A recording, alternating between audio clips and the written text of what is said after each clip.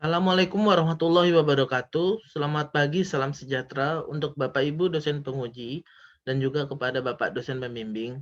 Perkenalkan, nama saya Erlangga Putra Utomo, mahasiswa UGM Jakarta.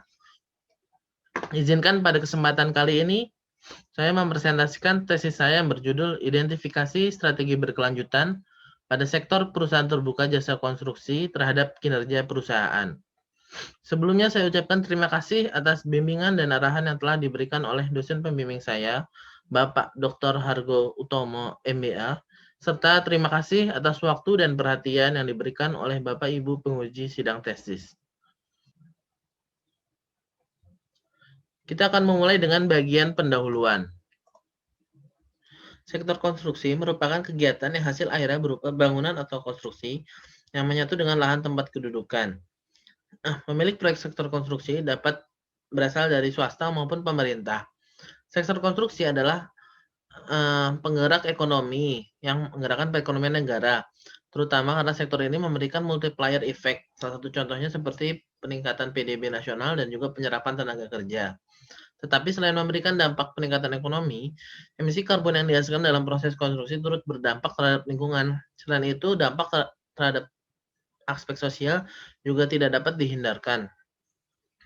Permasalahan yang timbul akibat polemik terkait isu lingkungan maupun sosial akan menimbulkan resiko pada pekerjaan konstruksi jangka pendek maupun jangka panjang. Sehingga diperlukan konsep triple bottom line, yaitu sinergi antara ekonomi, sosial, dan lingkungan pada pembangunan jasa konstruksi. Penerapan konsep keberlanjutan pada perusahaan terbuka dapat melihat pada indeks Rika Hati, di mana penting bagi perusahaan untuk mampu menerapkan strategi keberlanjutan agar dapat menjaga kelangsungan bisnis. Sehingga dampak positif maupun negatif dari adanya proyek konstruksi mampu dikelola oleh perusahaan. Rumusan masalahnya adalah masih banyak terdapat potensi untuk jasa konstruksi di dalam negeri. Namun, masih terdapat pula permasalahan risiko dikarenakan sifat konstruksi yang biasanya bersifat jangka panjang. Perusahaan konstruksi perlu mengelola dampak positif dan negatif akibat pekerjaan konstruksi terhadap seluruh stakeholder. Tentunya diperlukan identifikasi strategi keberlanjutan yang bagi perusahaan yang masuk ke dalam indeks Rika Hati sehingga dapat menjadi acuan bagi perusahaan jasa konstruksi lainnya. Pertanyaan penelitian yang diajukan adalah satu, apa strategi keberlanjutan yang diterapkan perusahaan jasa konstruksi? Dua, apa saja perusahaan terbuka yang diklasifikasi sebagai perusahaan jasa konstruksi yang telah menerapkan strategi keberlanjutan? Tiga, apakah terdapat perbedaan kinerja perusahaan antara perusahaan jasa konstruksi yang memiliki strategi keberlanjutan dan yang belum menerapkan strategi keberlanjutan? Tujuan penelitian ini adalah satu, mengidentifikasi strategi keberlanjutan pada usaha jasa konstruksi yang masuk ke dalam Bursa Efek Indonesia. Dua, mengetahui daftar perusahaan jasa konstruksi yang telah menerapkan strategi berkelanjutan. Tiga, mengidentifikasi signifikasi perbedaan kinerja perusahaan antara perusahaan jasa konstruksi dengan indeks Rika Hati dan yang belum masuk dalam indeks Rika Hati. Dilanjutkan dengan bab 2 mengenai landasan teori. Landasan teori yang digunakan pada penelitian ini adalah pertama, Sustainable Value Framework, di mana dijelaskan pada penelitian Hart dan Milstein pada tahun 2003 bahwa kerangka shareholder value dibangun secara multidimensi, yaitu dimensi masa mendatang dan masa sekarang, serta dimensi internal organisasi dan eksternal organisasi. Yang kedua adalah konstruksi berkelanjutan, di mana konstruksi infrastruktur berkelanjutan mengacu pada proyek infrastruktur yang dibangun dengan cara untuk memastikan ekonomi dan keuangan, sosial, lingkungan, dan keberlanjutan kelembagaan. Yang ketiga adalah strategi alignment, di mana visi strategi adalah gambaran aspirasi dari pihak manajemen pada masa depan perusahaan, dan misi merupakan penggambaran bisnis perusahaan dan tujuan di masa sekarang. Strategi alignment adalah harus mampu menyatukan bagaimana visi dan misi ini dapat diturunkan menjadi suatu strategi yang berkelanjutan. Lalu generic business strategi ditemukan oleh Porter bahwa dua faktor terbesar yang membedakan satu strategi bersaing dari yang lain bermuara pada luasan target pasar perusahaan dan jenis strategi terkait dengan biaya yang lebih rendah atau diferensiasi. Yang kelima adalah klasifikasi perusahaan jasa konstruksi.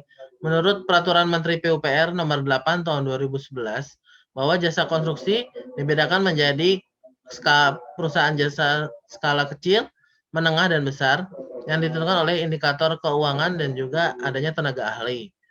Lalu pembagian berdasarkan properti dibedakan menjadi properti hunian, komersial, dan juga publik.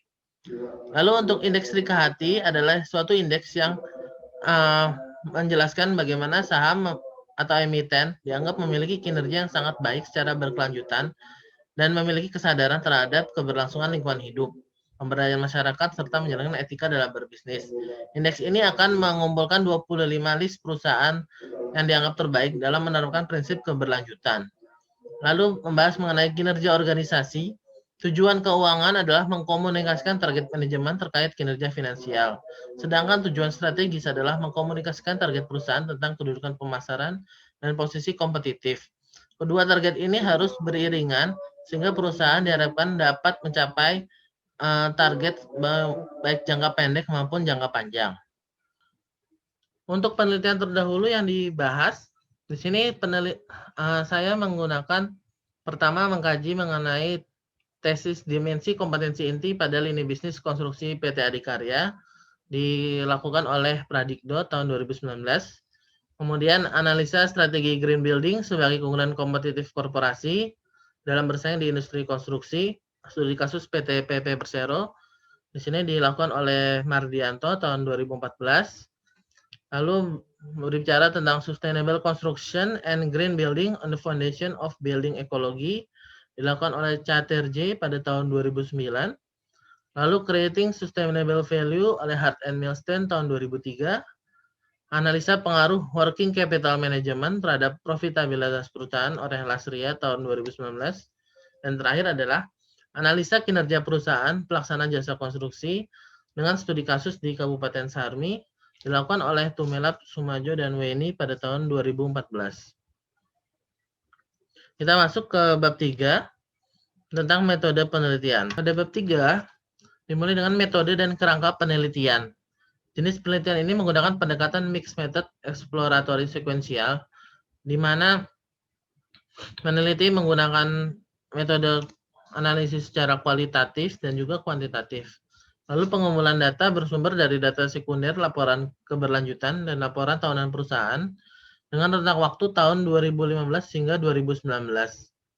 Untuk laporan dilihat bahwa pada kerangka penelitian, peneliti menggunakan data sekunder laporan tahunan perusahaan dan laporan keberlanjutan perusahaan, dilanjutkan dengan identifikasi strategi berkelanjutan secara kualitatif, dan juga identifikasi pernyataan visi dan misi berkelanjutan secara kualitatif. Setelah didapatkan analisis dari dua hal tersebut, maka peneliti melanjutkan dengan analisis kinerja finansial, yaitu dilakukan uji beda independent sample t-test untuk menguji apakah terdapat perbedaan kinerja antara perusahaan yang sudah terindeks Rika Hati dengan perusahaan yang belum terindeks Rika Hati. Lalu diakhiri dengan kesimpulan.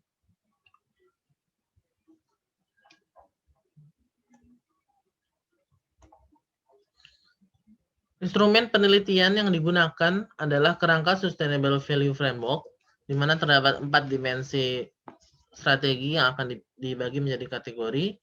Lalu tools kata kunci keberlanjutan pada misi perusahaan. Dan terakhir adalah uji beda independent sample t-test untuk melakukan analisis kuantitatif.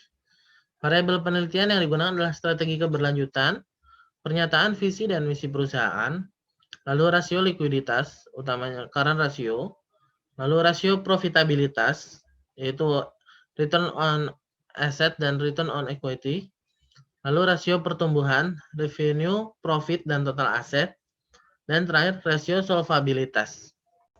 Kemudian selanjutnya dilakukan adalah pada bab 4, analisis dan hasil penelitian. Disampaikan sebagai berikut.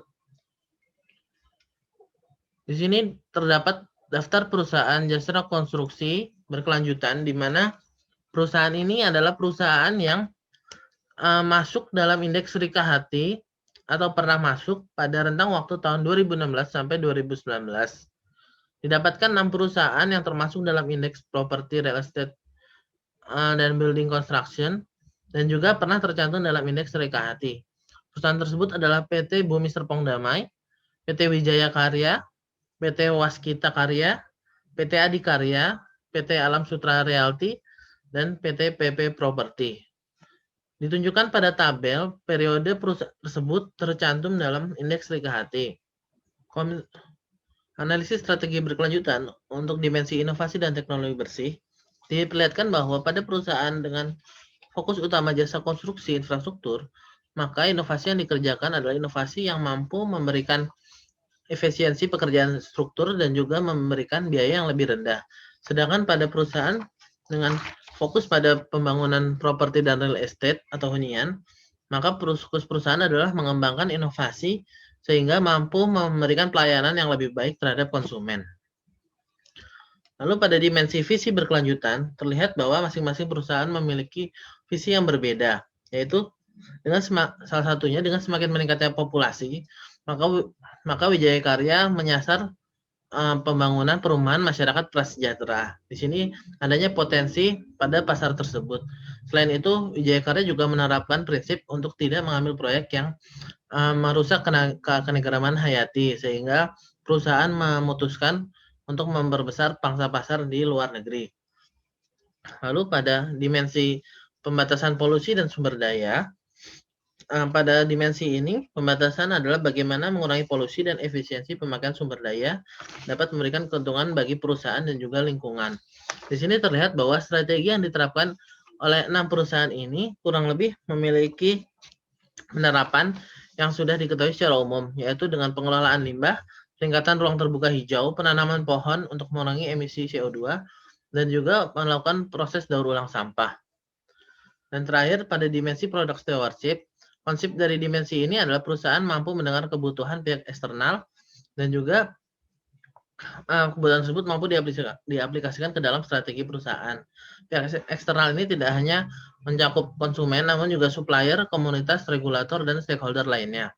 Dengan hal tersebut, maka perusahaan dianggap lebih transparan dan akuntabilitas serta memberikan reputasi yang lebih baik.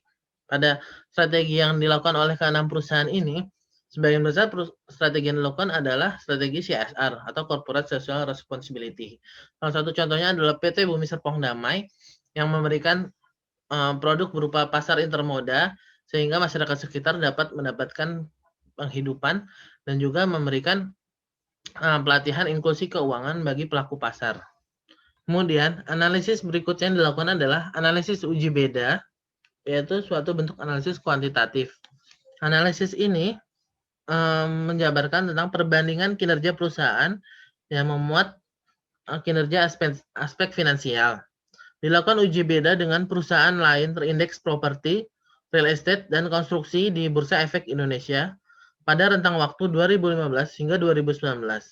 Rentang waktu tersebut diambil dikarenakan indeks RKHT pertama kali mengeluarkan daftar perusahaan terindeks pada bulan April 2016, sehingga kinerja pada tahun 2015 dianggap turut mempengaruhi perusahaan sehingga dapat masuk ke dalam indeks RKHT. Pengujian uji beda dilakukan dengan mengelompokkan perusahaan menjadi 2 subkategori, yaitu perusahaan yang memiliki fokus utama pada jasa pembangunan konstruksi infrastruktur atau konstruksi, dan perusahaan dengan fokus utama pada pengembangan kawasan real estate dan properti atau properti. Tercantum pada tabel data kinerja finansial secara rata-rata untuk variabel likuiditas, rasio profitabilitas, rasio pertumbuhan, dan rasio solvabilitas.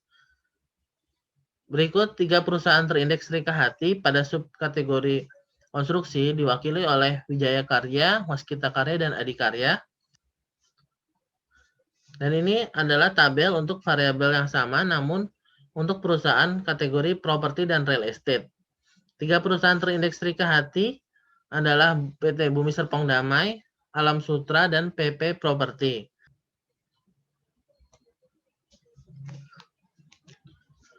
Didapatkan hasil analisis uji beda dirangkum pada tabel berikut bahwa berdasarkan hasil analisis terdapat perbedaan signifikan untuk rasio solvabilitas subkategori properti, sedangkan pada kinerja finansial perusahaan konstruksi tidak terdapat perbedaan signifikan. Akhirnya kita sampai pada bab 5, yaitu kesimpulan dan saran. Kesimpulan pada penelitian ini adalah Satu, daftar perusahaan yang dianggap berkelanjutan adalah 6 perusahaan tadi, yaitu Wika, Waskita, Kadikarya, Bumi Serpong, Alam Sutra, dan PP Property. 2, strategi berkelanjutan 6 perusahaan telah menerapkan keseluruhan dimensi berkelanjutan, namun porsi terbesar masih pada dimensi pengurangan polusi dan produk stewardship. Ini masih ada potensi untuk mengembangkan inovasi, teknologi, dan juga visi berkelanjutan. 3A, pada subkategori konstruksi, tidak ada perbedaan signifikan mengenai kinerja perusahaan. Lalu pada subkategori properti terdapat perbedaan signifikan antara perusahaan dari indeks Sri Kahati dan perusahaan non Sri Kahati, yaitu pada rasio solvabilitas, perusahaan yang tidak terindeks Sri Kahati dianggap memiliki nilai rasio yang lebih baik daripada perusahaan terindeks Sri Kahati. Keterbatasan penelitian ini adalah satu, tidak menggunakan analisis faktor eksternal menggunakan PESTEL atau Five Forces. Dua, analisis dilakukan pada tahun 2020 dan tidak adanya data sekunder pada tahun tersebut. Yang ketiga, penelitian akan lebih komprehensif bila ada konfirmasi dari pihak internal. Lalu kinerja organisasi sisi non-finansial masih memerlukan pengukuran yang bisa diaplikasikan untuk semua jenis perusahaan. Lalu sarannya, potensi pengembangan keberlanjutan masih sangat terbuka. Kemudian pengukuran respon persepsi konsumen akan tingkat penerimaan konsep keberlanjutan perlu mengetahui. Lalu pada sektor properti, perusahaan yang telah menerapkan strategi keberlanjutan diharapkan tetap konsisten lakukan, dan adanya pandemi COVID dapat memunculkan penelitian berikutnya, yaitu pengaruh COVID terhadap keberlanjutan perusahaan sektor konstruksi. Demikian presentasi dari saya. Terima kasih atas perhatian dan waktu yang telah diberikan.